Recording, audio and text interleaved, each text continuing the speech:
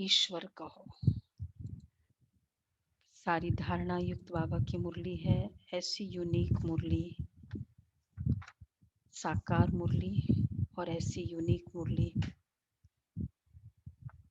मुझे लगता है 5-6 साल में एक बार आती है। दीदी माइक थोड़ा पास कर लीजिए, साउंड थोड़ा कम। इसको स्लो कर दो एकदम। समझदार है, दत्त चित्त, कॉन्सेंट्रेटेड, वीडियो ऑन करके, कुछ काम नहीं करके केवल आज बाबा की मुरली सुनेंगे।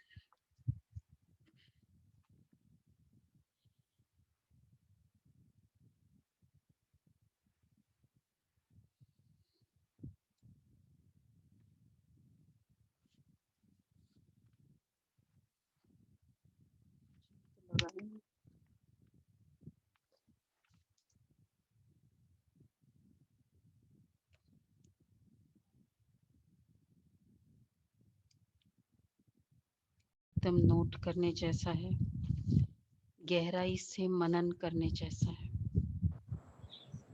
साउंड नहीं है।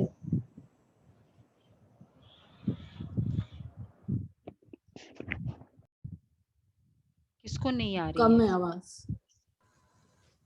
दीदी आप शुरू कीजिए, शायद अंतर्मुखी बन, ज्ञान रूप, स्लो कर दो इसको और स्लो करो। ज्ञान रूप अवस्था में रहकर इन महावाक्यों को धारण करो, तब अपना व अन्य आत्माओं का कल्याण कर सकेंगे। अपने मन व दिल रूपी मंदिर को ईश्वरीय गुणों रूपी मूर्तियों से सजाओ और पवित्र संकल्पों की खुशबू फैलाओ। अंतर्मुखी बन, ज्ञान रूप अवस्था में रहकर इन महावाक्यों को धारण करो और अपने मन व दिल रूपी मंदिर को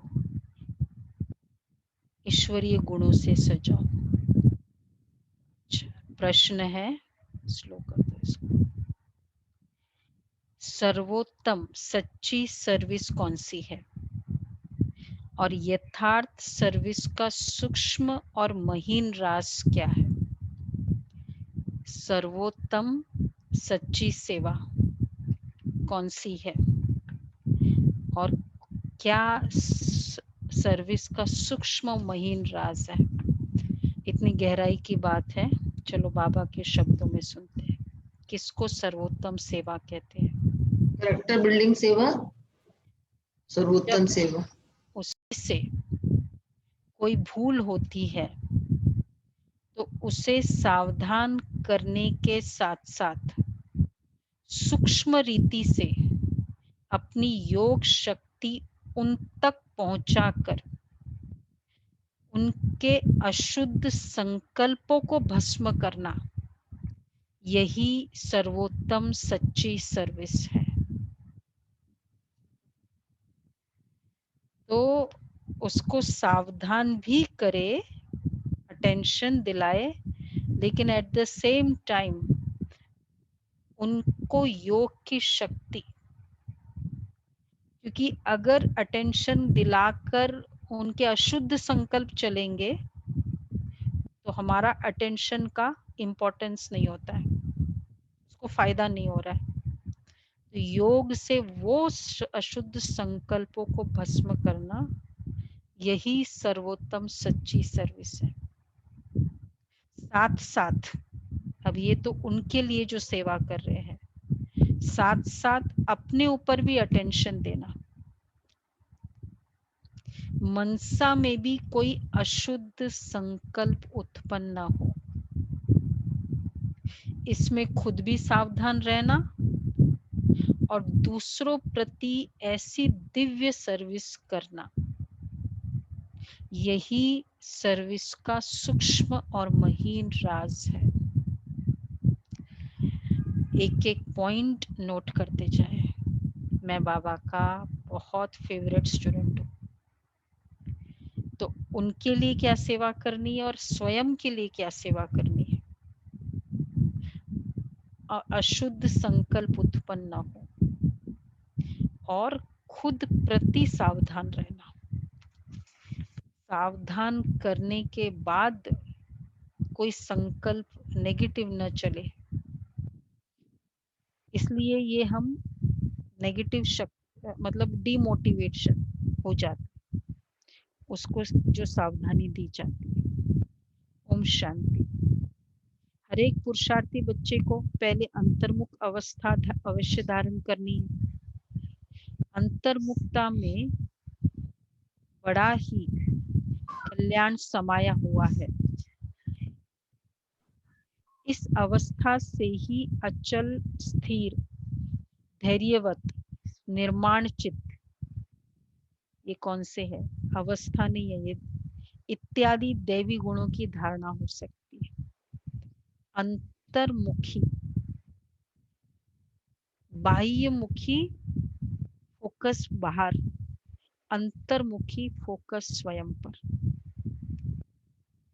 बाबा ने कहा तभी अचल, स्थिर, धैर्यवत, निर्माण चित्त इत्यादि दैवी गुणों की धारणा हो सकती है तथा संपूर्ण ज्ञानमय अवस्था प्राप्त हो सकती है। संपूर्ण ज्ञानमय, अंतर्मुख न होने के कारण वह संपूर्ण ज्ञान रूप अवस्था नहीं प्राप्त होती। एक्चुअली ज्ञान रूप अवस्था तभी प्रूव होता है व्यवहार में कितनी मेरी अंतर्मुखी स्टेज। जैसे कभी हम दूसरे पर फोकस करते हो, कहते तुम अपने को देखो, तुम अपने ज्ञान अप्लाई करते हो अपने ऊपर, तो हमारा ज्ञान रूप का प्रूफ क्या है? हमारी अंतर्मुखी स्टेज। इसलिए बाबा ने कहा क्योंकि जो भी कुछ महावाक्य सम्मुख सुने जाते हैं, अगर उसे गहराई में जाकर ग्रहण नहीं करते, सिर्फ उन महावाक्यों को सुनकर रिपीट कर देते हैं, तो फर्स्ट अंतर्मुखता मतलब ये चार गुण, अचल, स्थिर, धैर्यवत, निर्माण चित्त। दूसरा अंतर्मुख मतलब ज्ञान रूप अवस्था। तीसरा अंतर्मुख मतलब गहराई में जाना उस ज्ञान की। तो अगर गहराई में जाकर ग्रहण नहीं करते हैं, सिर्फ उन महावाक्यों को सुनकर रिपीट कर देते हैं, तो वह महावाक्य वाक्य हो जाते हैं, महावाक्य नहीं रहते। जो ज्ञान रूप अवस्था में रहकर महावाक्य नहीं सुने जाते, उन महावाक्यों पर अब देखो, उसमें बाबा का एक एक स्टेटमेंट बहुत गहराई का है। अगर ज्ञान रूप अवस्था में रहकर महावाक्य नहीं सुने जाते, अभी हम सुन रहे हैं कौन सी अवस्था है? देखो, मैं आत्मा, शिव बाबा मुझे बोल रहा है, बस। तो उन महावाक्यों पर माया का परछाया पड़ जाता है। अब ऐसी माया के अशुद्ध वाइब्रेशन से भरे हुए महावाक्य सुनकर फिर रिपीट करने से, क्योंकि ऐसे ही सुन लिया, लीजियरली सुन लिया, कभी कभी हम सुनते हैं बाबा तो रोज ही बोलता रहता है, ये तो मुझे पता है, ऐसे थोड़ी पॉसिबल है। अब ये सब उस महावाक्य को क्या कर दिया? माया का परछाया। तो ऐसे अशुद्ध वाइब्रेशन से भरे हुए महावाक्य सुनकर फिर रिपीट करने से खुद सहित औरों का कल्याण होने के बदले अकल्याण हो जाता है। इसलिए हे बच्चों, एकदम अंतर्मुखी बन जाओ। इसलिए अंतर्मुखी बनो। एक एक महावाक्य मेरे लिए एक एक डायमंड है। जितनी उसकी कदर कर रहे हैं वैसे बाबा के महावाक्य। बाबा कहते नहीं तो फिर हम सुनते समय वो वाइब्रेशन है, तो चाहे हम कितना भी अच्छा बाद में सुनाते हैं लोगों को, तो उसके कल्याण के बजाय अकल्याण कर लेते हैं। क्योंकि कई कहते हैं कि मुरली तो बाबा की है ना, मैंने सुना दी, बाबा की मुरली है, ठीक है, चाहे मतलब मुझे बिलीव हुआ नहीं हुआ, बाबा की मुरली है। तो वो वाइब्रेशन कौन से है? बाबा के, माया के। बाबा ने शुद्ध वाइब्रेशन किसे कहेंगे? बाबा ने मुझे सुनाया, मेरे लिए सुनाया, इसलिए बाबा कहते हैं फिर वो अकल्याण। फिर वो चाहे कितना भी रिपीट करो, तो सुनकर सिर्फ रिपीट करने से खुद सहित औरों का कल्याण होने के बदले अकल्याण हो जाए। आपका ये मन मंदिर सदृश है। जैसे मंदिर से सदैव खुशबू आती है, ऐसे मन मंदिर जब पवित्र बनता है तो संकल्प भी पवित्र इमर्ज होते हैं। जैसे मंदिर में सिर्फ पवित्र देवी देवताओं के ही चित्र रखे जाते हैं, न कि दैत्यों के, ऐसे तुम बच्चे अपने मन व दिल रूपी मंदिर को सर्व ईश्वरीय गुणों की मूर्तियों से सजा दो। मन मंदिर में सर्व ईश्वरीय गुणों की मूर्तियों से सजा दो, और वे गुण हैं निर्मोह, निर्लोभ, निर्भय, धैर्यवत, निरंकार इत्यादि। तो बाबा कहते क्योंकि ये सब तुम्हारे ही दिव्य लक्षण है। ये रिपीट कर दें। निर्मोह, निर्लोभ, निर्भय, ये मन मंदिर को इन गुणों से सजा हो जाता है। धैर्यवत, निरंकार इत्यादि, क्योंकि ये सब तुम्हारे ही दिव्य लक्षण है। आप बच्चों को अपने मन मंदिर को उजियारा अर्थात संपूर्ण शुद्ध बनाना है। जब मन मंदिर उजियारा बने तभी अपने उजियारे प्यारे वैकुंठ देश में चल सके। मन मंदिर को उजियारा बना दो।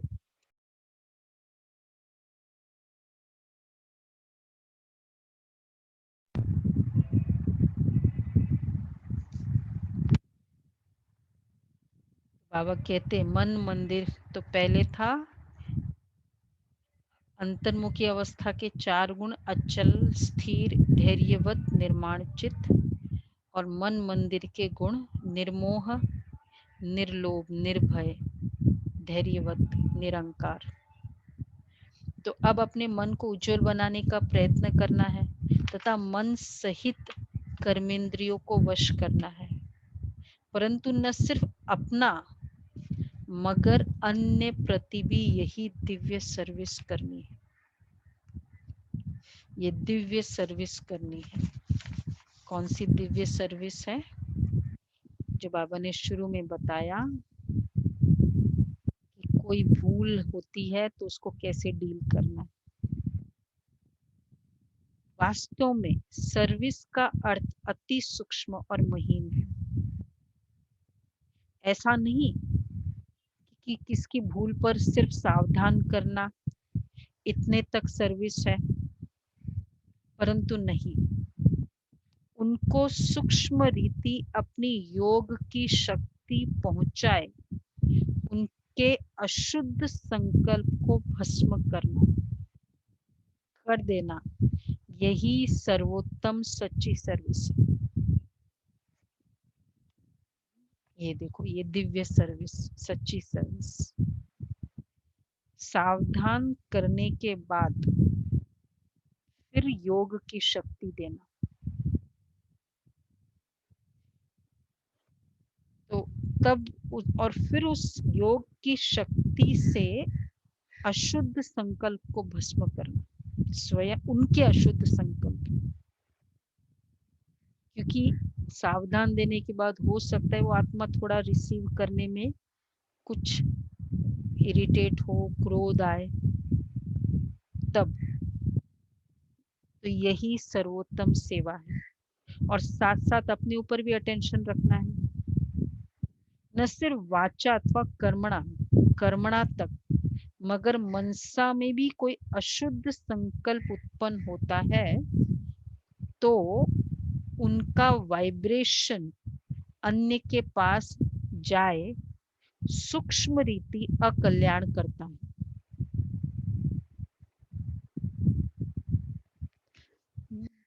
वाचा तक अथवा कर्मणा तक नहीं, लेकिन अगर मनसा में भी, ये तो ना सुनने वाला नहीं है, बोल देते हैं लेकिन पता है ये तो ऐसे ही करने वाला है, सूक्ष्म व्यर्थ वाइब्रेशन जा रहा है, मतलब उसका कल्याण कर रहे हैं। एक पानी भर रहे हैं, दूसरा पानी निकाल भी रहे हैं। जिसका बोझ खुद पर आता है और वही बोझ बंधन बन जाता है।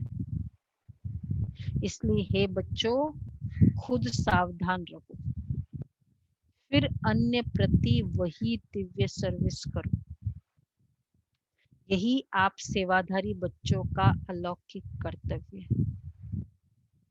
ऐसी सर्विस करने वालों को फिर देखो उसका कितना साइंटिफिक रीजन है। तो ये सबसे पहले वो वाला स्टाइल, शुद्ध संकल्प देना है, और फिर उसका वाइब्रेशन अन्य के पास जाए, उसका अकल्याण करता है, और वो अकल्याण मेरे लिए बोझ है, ये बोझ मेरे लिए बंधन है। और आगे बाबा कहते हैं, ऐसी सर्विस करने वाले बच्चों को फिर अपने प्रति कोई भी सर्विस नहीं लेनी है।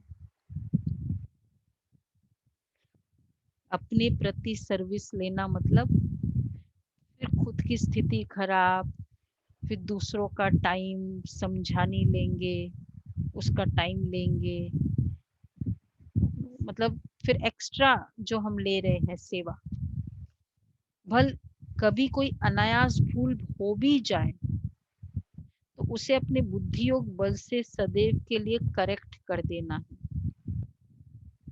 ऐसा तीव्र पुरुषार्थी तो कोई अकल्याण हो भी जाए, भूल हो भी जाए, बुद्धि योग बल से सदैव के लिए करेक्ट कर दो। योग एक तो बाबा से योग, और बुद्धि में हमको समझ तो पूरी है ना, तो योग और बुद्धि दोनों से उसको ठीक करो। ऐसा तीव्र पुरुषार्थी, देखो थोड़ी सी स्वयं की भूल होते ही मुरली हमारे सामने है, डेली पुरुषार्थ सामने है, तो अपने प्रति करेक्ट कर देना है। ऐसा तीव्र पुरुषार्थी थोड़ा भी इशारा मिलने से शीघ्र महसूस करके परिवर्तन कर लेता है और आगे के लिए अच्छी रीति अटेंशन रख चलता है।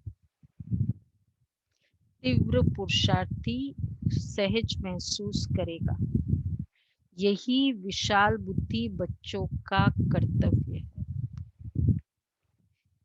तो ये पूरा पैराग्राफ बाबा ने भूल के ऊपर बताया। फर्स्ट भूल, उसके बाद कैसे भस्म करना है, स्वयं के प्रति, फिर उसके प्रति वाइब्रेशन कैसे देना है, अगर ऐसा वाइब्रेशन है तो बोझ, फिर बंधन, और फिर स्वयं प्रति कोई सर्विस ले लेते हैं, क्योंकि मेरा खुद का ही मन खराब हो गया, अब मैं सेवा लूंगी मन हल्का करने के लिए किसी से। तो अपने बुद्धि योग बल से अपने आप को ठीक करो, फास्ट महसूस करो और फास्ट करो। हे मेरे प्राणों, ईश्वर बाबा आज ईश्वर के स्वरूप में हमारे सामने है। हे मेरे प्राणों, परमात्मा द्वारा रचे हुए इस अविनाशी राजस्व ज्ञान प्रति तन मन धन को संपूर्ण रीति से स्वाहा करने का राज बहुत महीन है। जिस घड़ी, अब आप देखो कई बातें हम बहुत कैजुअली बोल देते हैं ज्ञान की। जिस घड़ी आप कहते हो कि मैं तन मन धन सहित यज्ञ में स्वाहा अर्थात अर्पण हो मर चुका, अगर कह दिया, उस घड़ी से लेकर अपना कुछ भी नहीं रहता। बाबा ने स्टार्ट किया, हे मेरे प्राणों, इस राजस्व अश्वमेध यज्ञ में ये संकल्प करना, ये राज बहुत महीन है। मैंने कह दिया बाबा ऐसा है, ये आपका है, फिर हमारा कुछ नहीं रहता। उसमें भी पहले तन मन को संपूर्ण रीति से सर्विस में लगाना है। जब सब कुछ यज्ञ अथवा परमात्मा के प्रति है, तो फिर अपने प्रति कुछ रह नहीं सकता। धन भी व्यर्थ गवा नहीं सकते। अगर मैंने ये कह दिया तो फिर न धन अपने प्रति लगा सकते और न तन मन अपने, बाबा की श्रीमत अकॉर्डिंग ही लगेगा। मन भी अशुद्ध संकल्प विकल्प तरफ दौड़ नहीं सकता, क्योंकि परमात्मा को अर्पण कर दिया।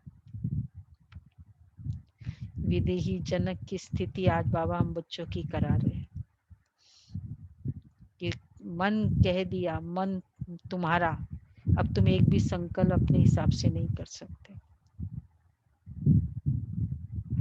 अब परमात्मा तो है ही शुद्ध शांत स्वरूप, तो मन अशुद्ध संकल्प तरफ दौड़ता है। मीन्स परमात्मा को एक तो कह दिया उसका है, और फिर ये भी हमें ध्यान रखना है सेवरल टाइम्स कह दिया, इसके बहुत गहरे राज है। तो अब परमात्मा तो है ही शुद्ध शांत स्वरूप, इस कारण अशुद्ध संकल्प स्वतः शांत हो जाते हैं। अगर मन माया के हाथ में दे देते हो तो माया वैरायटी रूप होने के कारण अनेक प्रकारों के विकल्प उत्पन्न कर मन रूपी घोड़े पर आए सवारी करती है। अगर मन को माया को दिया तो माया वैरायटी प्रकार से मन रूपी घोड़े पर सवार होती है। अगर किसी बच्चे को अभी तक भी संकल्प विकल्प आते हैं तो समझना चाहिए कि मन अभी पूर्ण रीति से स्वाहा नहीं हुआ है। नोट करते जाओ एक एक पॉइंट। ईश्वरीय महावाक्य, आज शुरुआत ही ऐसे बाबा, आज की पूरी मुरली में लिखा हुआ है ईश्वरीय महावाक्य। बाप दादा नहीं लिखते हैं, लेकिन जैसे लिखते हैं ना बाप दादा, पूरा अव्यक्त मुरली लग रही है दीदी। इसलिए बाबा कह रही थी कि ये एकदम बिगिनिंग की मुरली है। बाबा कहते हैं कि तो समझना चाहिए, अगर अपने प्रति व्यर्थ संकल्प चलते हैं, विकल्प चलते हैं, तो स्वाहा नहीं हुआ है। अर्थात ईश्वरीय मन नहीं बना है। इसलिए हे सर्वत्यागी बच्चों, इन गुह्य राजों को समझ कर्म करते साक्षी हो, खुद को देख, बहुत खबरदारी से चलना है। स्टार्टिंग में बाबा ने इस पैराग्राफ में कहा, हे मेरे प्राणों, अभी कह रहे बाबा हे सर्व त्यागी बच्चों, क्योंकि इच्छा है कि बाबा आपका सब कुछ है, अच्छा भी लगता है, फिर माया आ जाती है, क्योंकि माया को अलाउ कर दिया। कैसे अलाउ किया? मन को माया के हाथ में दे दिया, तो माया वैरायटी रूप से उसको घोड़े को चलाती है। तो ये भी माया है। तो बाबा कहते हैं तो खुद को देख, बहुत खबरदारी से चलना है। स्वयं गोपी वल्लभ, नेक्स्ट पैराग्राफ, तुम अपने प्रिय गोप गोपियों को समझा। हे मेरे प्राणों, हे सर्व त्यागी बच्चों, पहले पैराग्राफ में कहा स्वयं गोपी वल्लभ, तुम अपने प्रिय गोप गोपियों को समझा रहे हैं। तुम हरेक का वास्तविक सच्चा प्रेम कौन सा है? हे प्राणों, तो अभी इसमें पूरा स्वाहा की राज बताया इस पैराग्राफ में। तन मन धन के स्वाहा का राज क्या, और अब बाबा ने प्यार के ऊपर बताया इस पैराग्राफ में। हे प्राणों, तुम्हें एक दो की प्रेम भरी सावधानी को, अब आपस का व्यवहार कैसा होना चाहिए उस पर फोकस है इस पैराग्राफ। तुम्हें एक दो की प्रेम भरी सावधानी को स्वीकार करना है, क्योंकि जितना प्रिय फूल उतना ही श्रेष्ठ परवरिश। अच्छा फूल होता है ना, उसकी परवरिश वैसी होती है, पालना। फूल को वैल्यूबल बनाने अर्थ माली को कांटों से निकालना ही पड़ता है। कांटे में उसको नहीं रख सकता माली। वैसे तुम्हें भी जब कोई सावधानी देता है तो समझना चाहिए, मुझे कोई करेक्ट कर रहा है तो समझना चाहिए जैसे कि उसने मेरी परवरिश की, अर्थात मेरी सर्विस की। उस सर्विस अथवा परवरिश को रिगार्ड देना,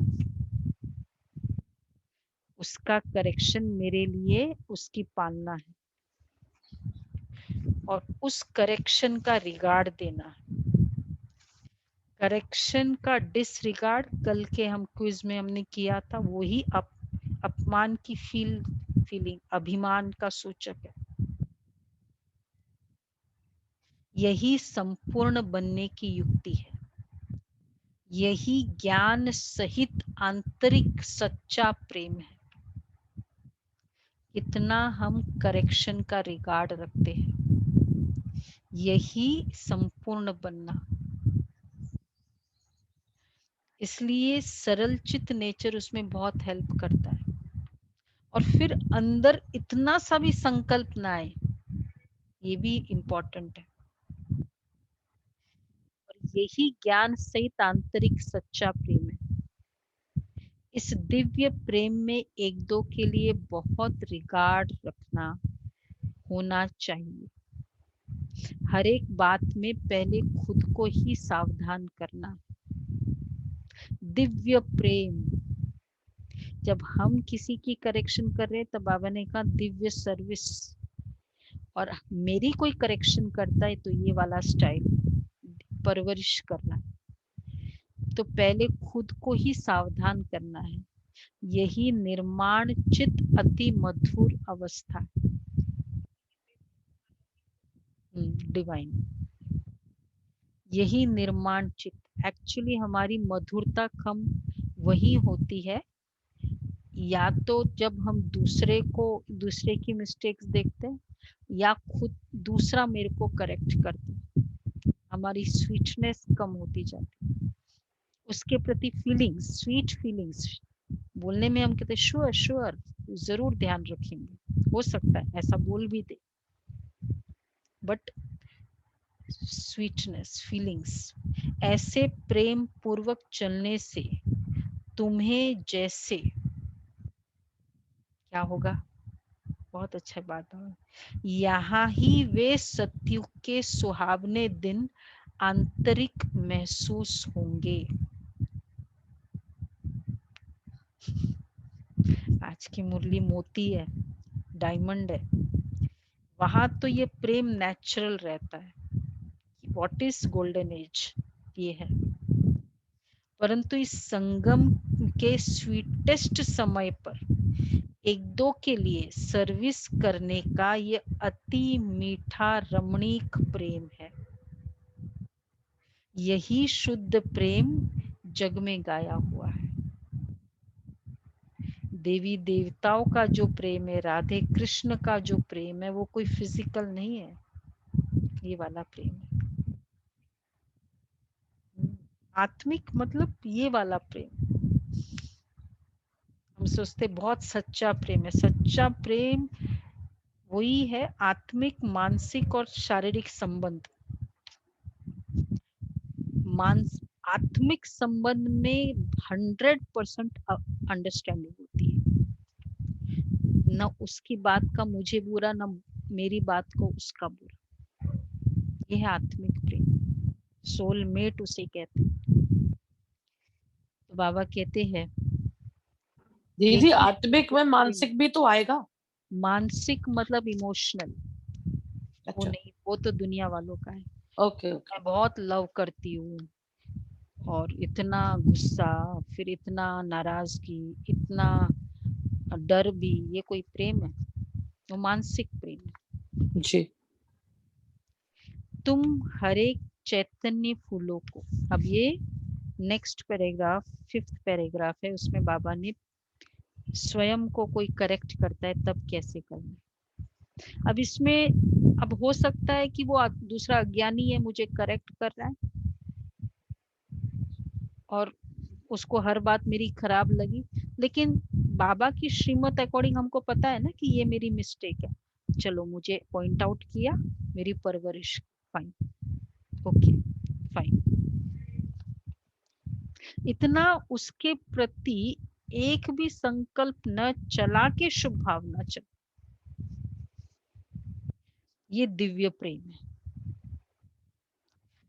वाइब्रेशन से महसूस कराना, ये बाबा सिखाता है। तुम हरेक चैतन्य फूलों को हरदम हर्षित मुख हो रहना है। नेक्स्ट पैराग्राफ, क्योंकि निश्चय बुद्धि होने के कारण तुम्हारी नस नस में संपूर्ण ईश्वरीय ताकत समाई हुई है। ऐसी आकर्षण शक्ति अपनी दिव्य चमत्कार अवश्य निकालती है। देखो क्यों हर्षित रहना है, नस नस में निश्चय बुद्धि है हमारे, भगवान पर निश्चय, किस पर निश्चय? मुझे दुनिया वाले तो सोच भी नहीं सकते कैसे हमारी परवरिश हो रही है। तो ऐसी आकर्षण ये दिव्य चमत्कार अवश्य निकालती है। निश्चय ये आकर्षण है, देखो हमारा निश्चय ही आकर्षण है। इम्प्रेस करना है ना तो निश्चय करो। जैसे छोटे निर्दोष बच्चे शुद्ध पवित्र होने के कारण सदैव हंसते रहते हैं और अपने रमणीक चरित्र से सबको बहुत खींचते हैं, वैसे तुम हरेक की ऐसी ईश्वरीय रमणीक जीवन होनी चाहिए। इसके लिए तुम्हें किसी भी युक्ति से अपने आसुरी स्वभावों पर जीत प्राप्त करनी है, किसी भी युक्ति से। जब कोई को देखो कि यह क्रोध विकार के वश हो मेरे सामने आता है, तो उस समय क्या करें?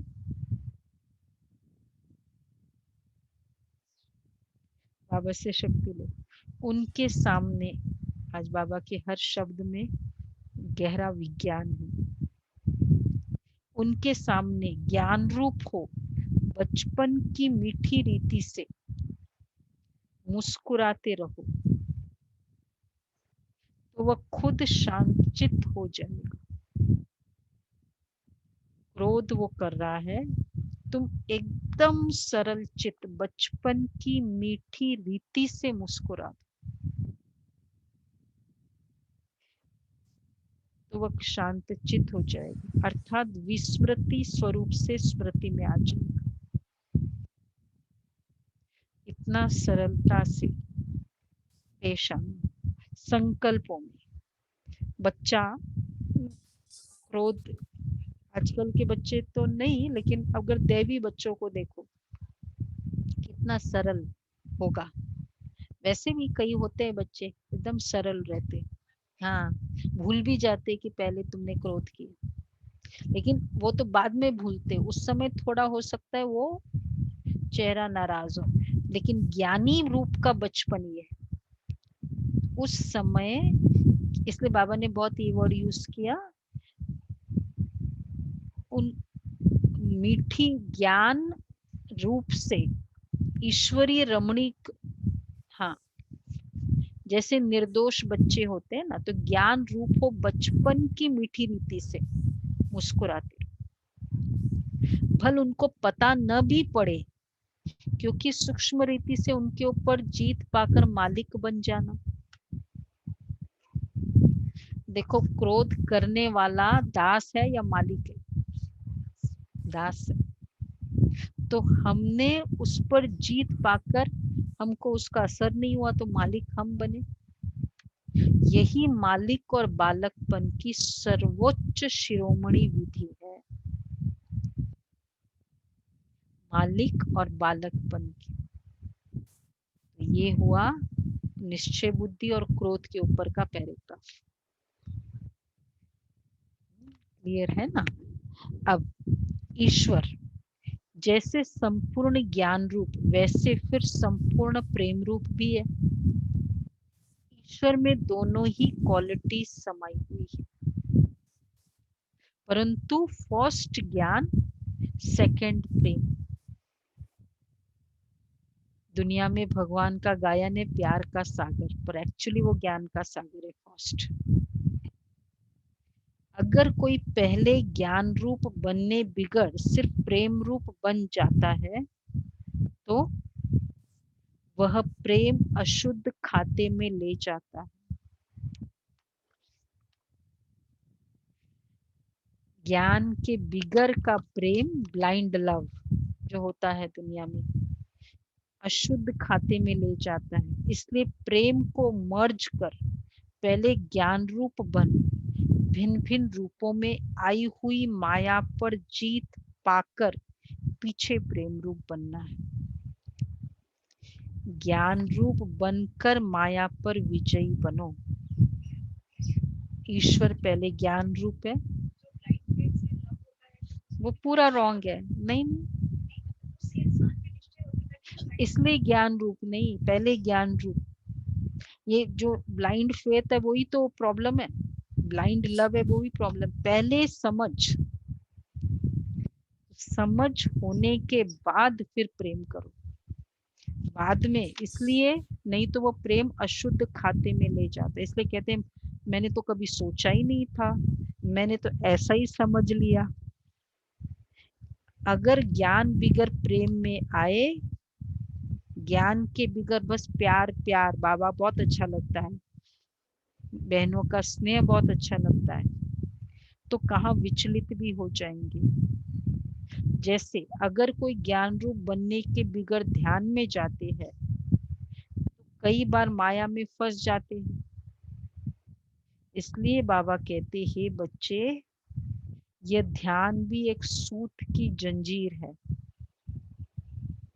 परंतु ज्ञान रूप बन पीछे ध्यान में जाने से अति मौज का अनुभव होता है। देखो, इस पैराग्राफ में पूरा ज्ञान का महत्व है। तो पहले है ज्ञान, पीछे है ध्यान। पहले है ज्ञान, पीछे है प्रेम।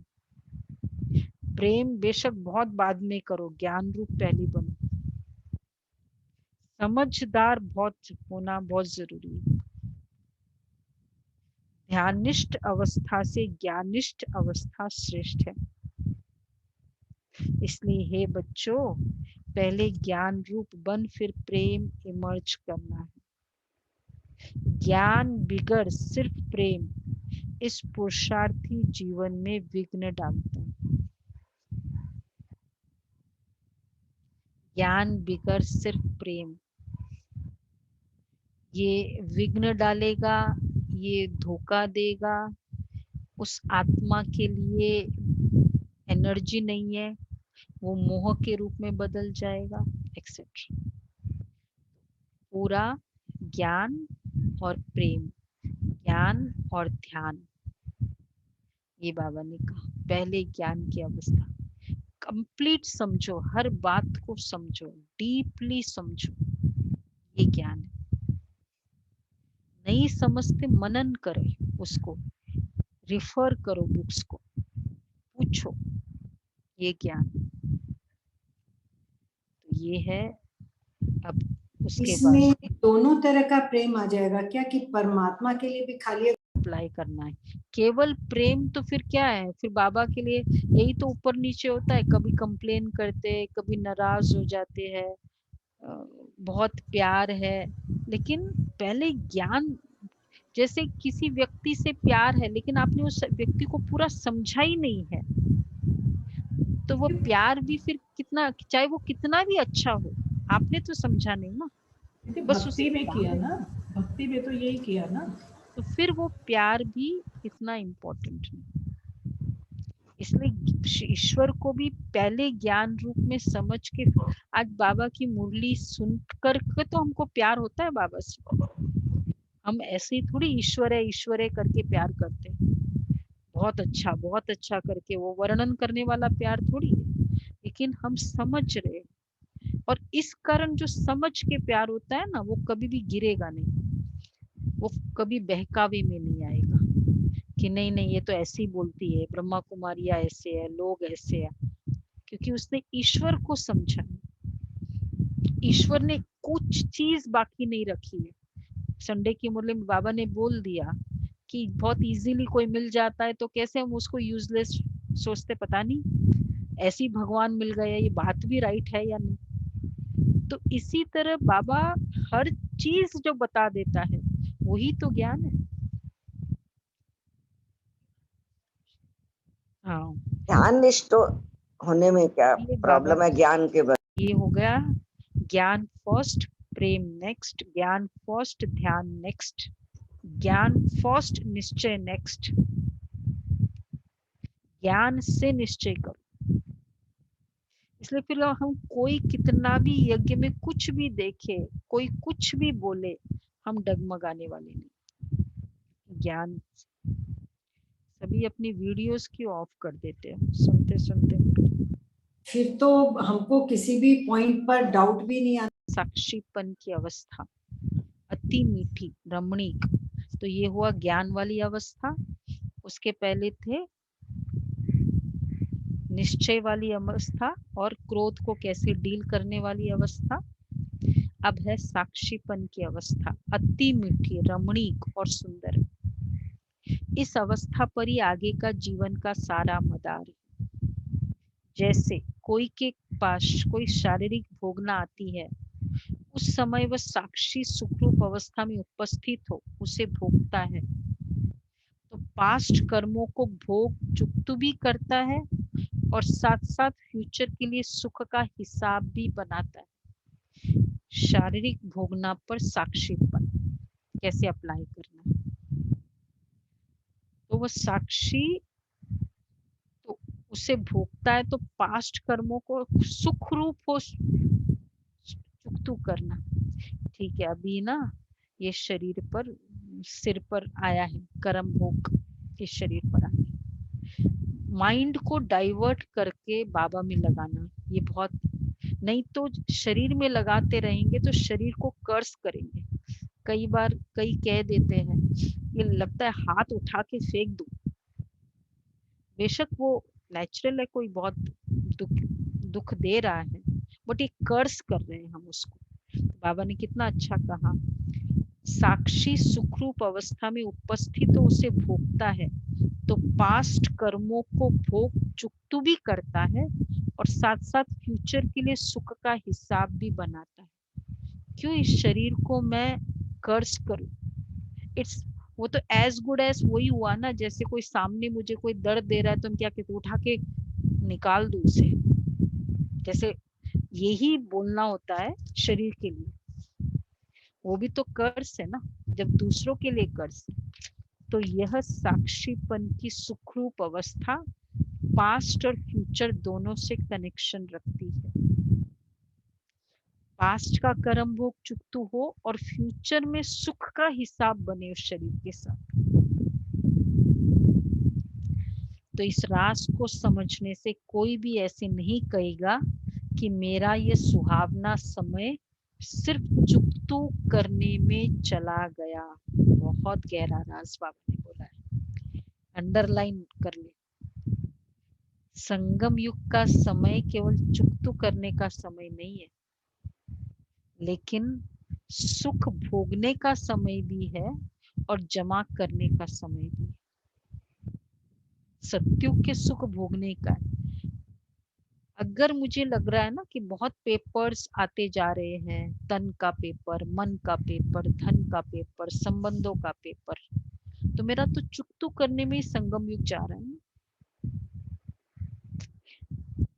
नहीं, यही सुहावना पुरुषार्थ का समय है, जिस समय दोनों कार्य संपूर्ण रीति सिद्ध होते हैं।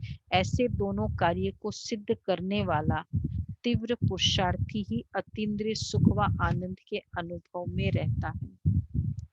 इस वैरायटी ड्रामा की हर एक बात में, नेक्स्ट पैराग्राफ, तो ये शरीर के कर्म भोग के साथ साक्षी अवस्था का पैराग्राफ है। एक एक पैराग्राफ में आप नोट कर सकते हैं, ताकि मुझे अगर उसको कनेक्शन में कुछ रेफर करना है तो वो पैराग्राफ रेफर कर। पूरी मुरली इंडिपेंडेंट पैराग्राफ से। इस वैरायटी विराट ड्रामा, नेक्स्ट पैराग्राफ, हर एक बात में तुम बच्चों को संपूर्ण निश्चय होना चाहिए, क्योंकि यह बना बनाया ड्रामा बिल्कुल वफादार है। देखो, यह ड्रामा हर एक जीव प्राणी से, ये बना बनाया ड्रामा के लिए कितना बड़ा इंपॉर्टेंट वर्ड बाबा ने यूज किया, वफादार है। यह ड्रामा हर एक जीव प्राणी से उनका पार्ट पूर्ण रीति से बजवाता है। भल कोई रॉन्ग है तो वह रॉन्ग पार्ट भी पूर्ण रीति से बजाता है। एक एक स्टेटमेंट इंपॉर्टेंट, गहराई। रॉन्ग पार्ट भी पूरे अच्छे से बजाएगा उसका। यह भी ड्रामा की नूंद है। लौकिक में भी होता है ना, कोई हमको हमेशा गुस्सा ही करता है, मेरे ऊपर एलिगेशंस ही लगाती है, उसका वो पार्ट ड्रामा पूरा कंप्लीटली उससे वो पार्ट बजवाता है। जब रॉन्ग और राइट दोनों ही प्लान में नूंद हुए हैं, तो फिर कोई बात में संशय उठाना यह ज्ञान नहीं है, क्योंकि हर एक एक्टर अपना अपना पार्ट बजा रहा है। जैसे मतलब रॉन्ग और राइट, जैसे ड्रामा का मतलब, एक फिल्म का मतलब क्या है, दोनों ना, तो हर एक्यूरेट है ना। अगर विलियन का रोल भी तो एक्यूरेट है फिल्म में, और विलियंस कौन होते हैं, वो घर के ही लोग होते हैं। और बेस्ट विलेन का अवार्ड भी मिलता है कि इसने एक्टिंग बहुत अच्छी करी। हाँ, जैसे बाइस्कोप में अनेक भिन्न भिन्न नाम रूपधारी एक्टर्स अपनी अपनी एक्टिंग करते हैं, तो उनको देख किससे नफरत आवे और किससे हर्षित होवे, ऐसा नहीं होता है ना। पता है कि ये तो एक खेल है, जिसमें हर एक को अपना अपना गुड व बैड पार्ट मिला हुआ है। उस आत्मा के रिकॉर्डिंग पूरी ऐसी बनी हुई है,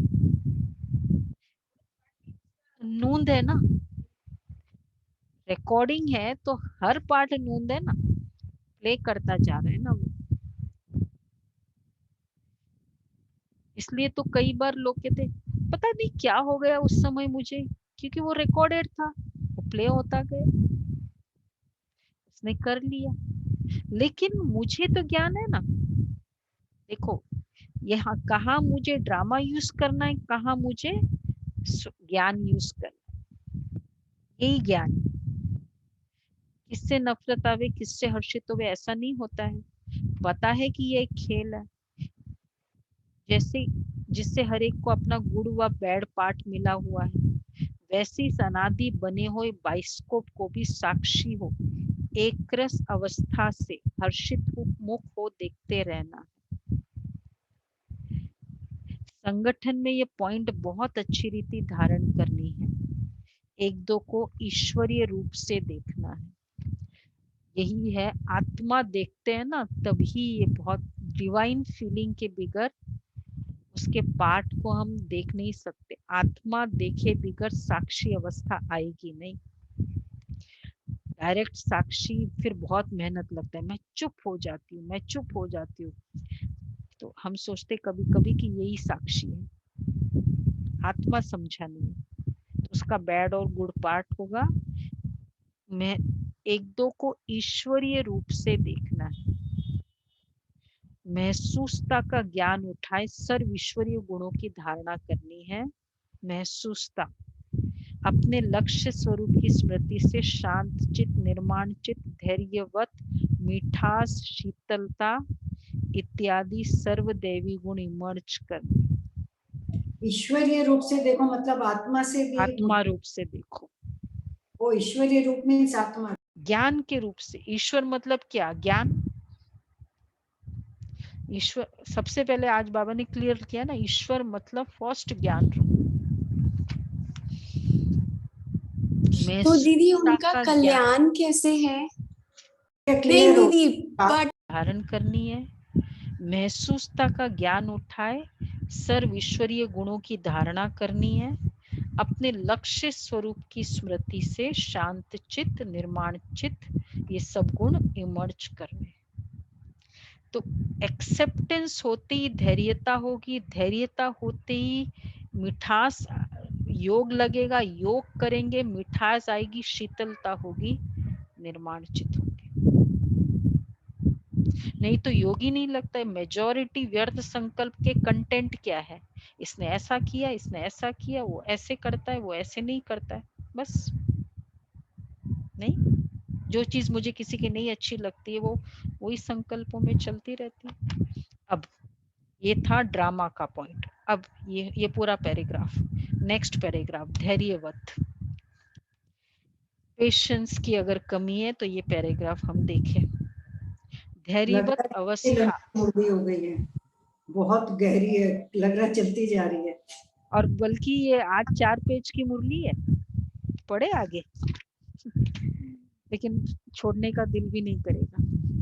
करेंगे इस पर पुरुषार्थ। और ऐसे लगता है जैसे खुद के ऊपर ये सारी की सारी स्वयं के ऊपर था धारण करने का मुख्य foundation, wait and C.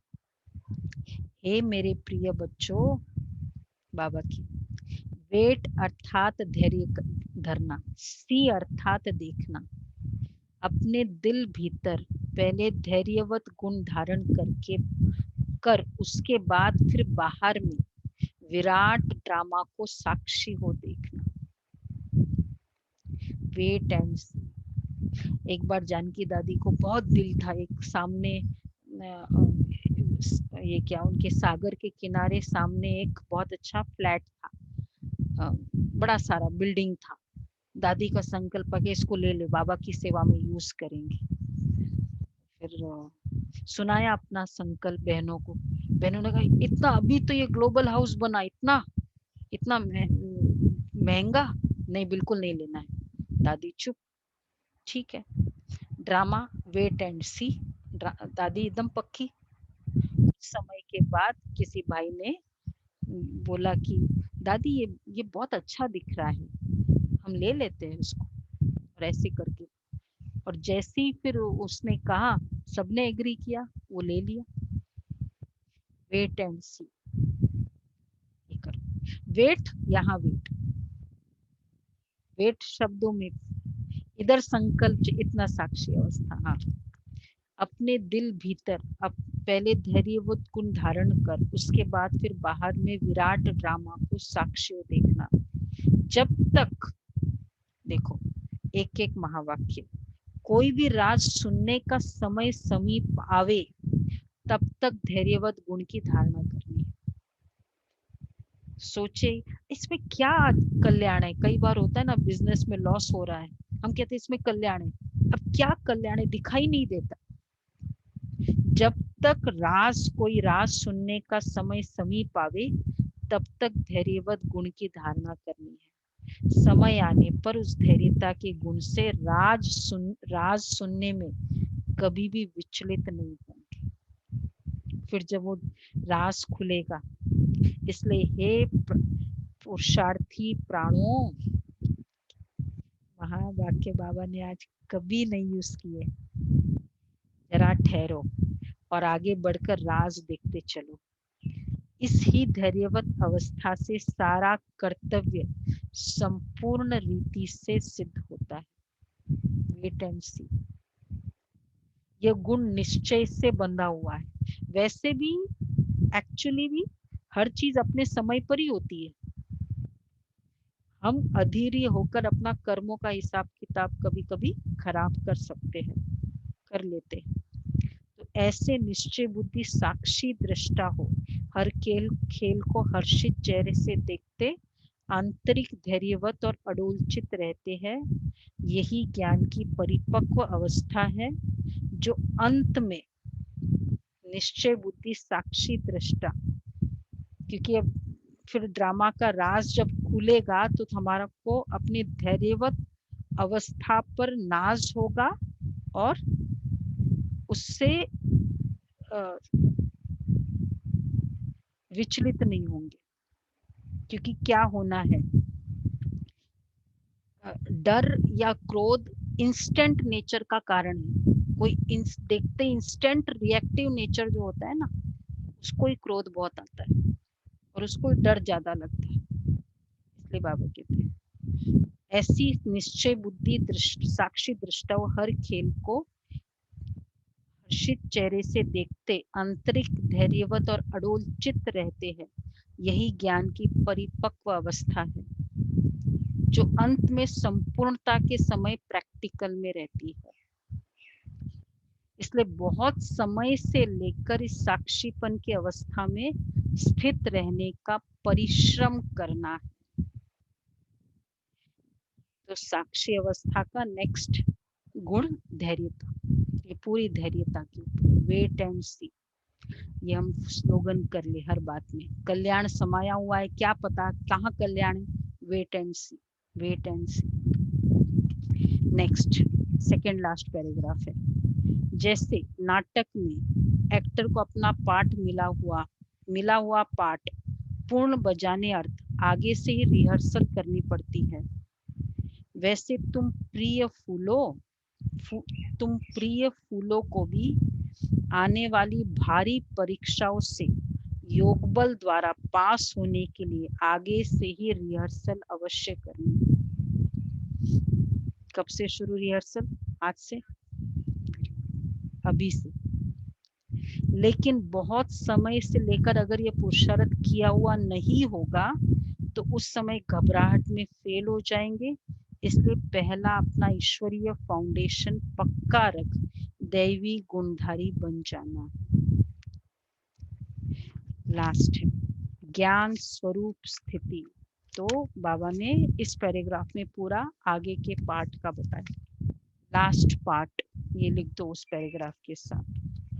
Last part में मुझे क्या करना है? लास्ट है ज्ञान स्वरूप स्थिति में स्थित रहने से स्वयं स्वतः शांत रूप अवस्था हो जाती है।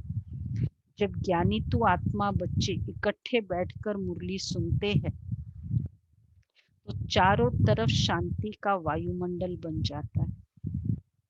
देखो, ज्ञान से प्रेम, अब ज्ञान से शांति वाला पैराग्राफ है। हम सब एक ही माइंड के इकट्ठे बैठकर मुरली सुनते तो कैसा, कितना अच्छा लग रहा है।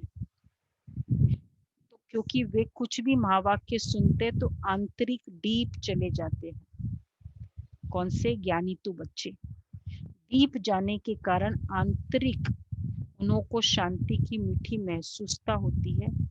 अब इसके लिए कोई खास बैठकर मेहनत नहीं करनी है, परंतु ज्ञान की अवस्था में स्थित रहने से यह गुण अनायास आ जाता है। तुम बच्चे जब सवेरे सवेरे उठकर एकांत में बैठते हो तो शुद्ध विचारों रूपी लहरें उत्पन्न होती है।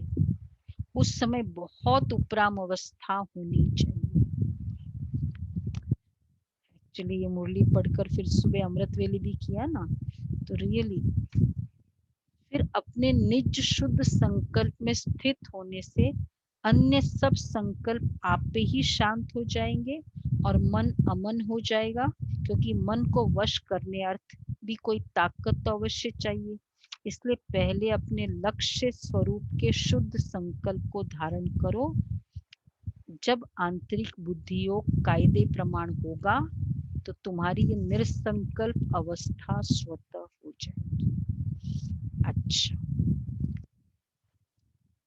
ठीक है। मीठे मीठे लदे बच्चों प्रति, मीठे मीठे सिक्के लदे ज्ञान गुलजारी ज्ञान सितारों प्रति, मात पिता बाप दादा का याद प्यार गुड मॉर्निंग।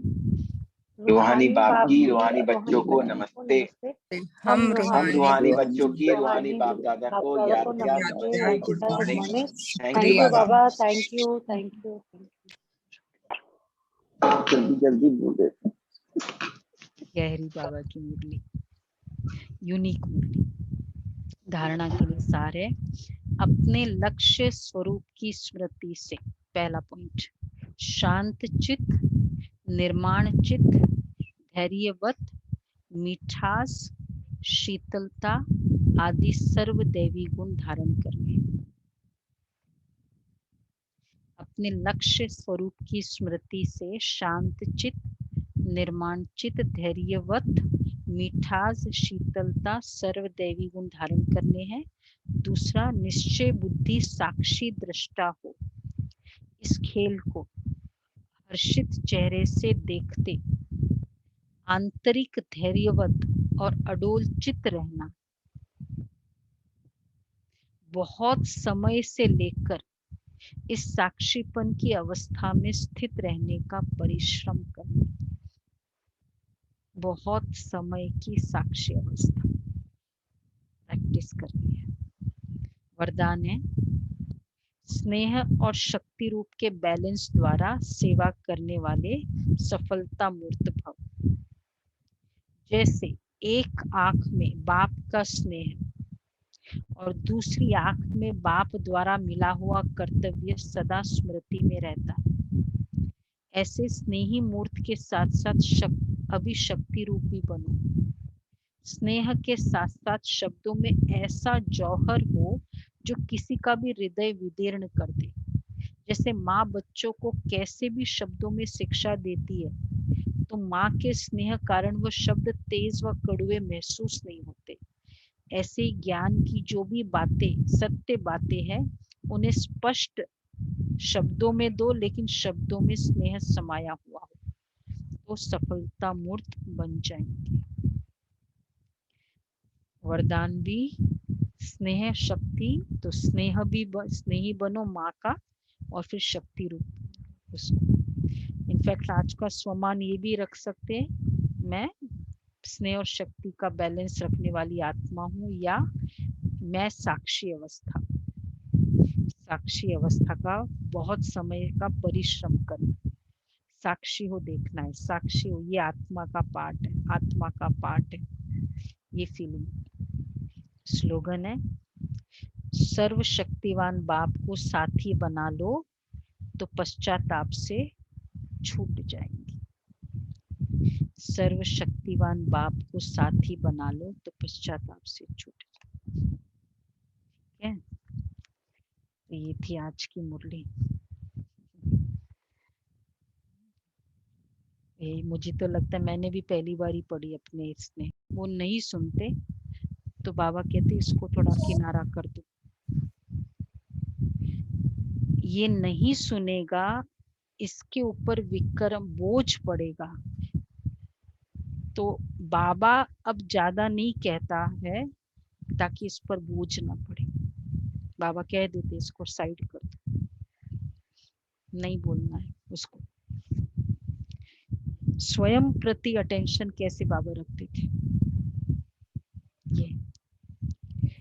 तो ये हमको बहुत व्यवहारिक मुरली है और संपूर्णता की चरम सीमा की मुरली, पूरी व्यवहारिक से संपूर्णता की मुरली।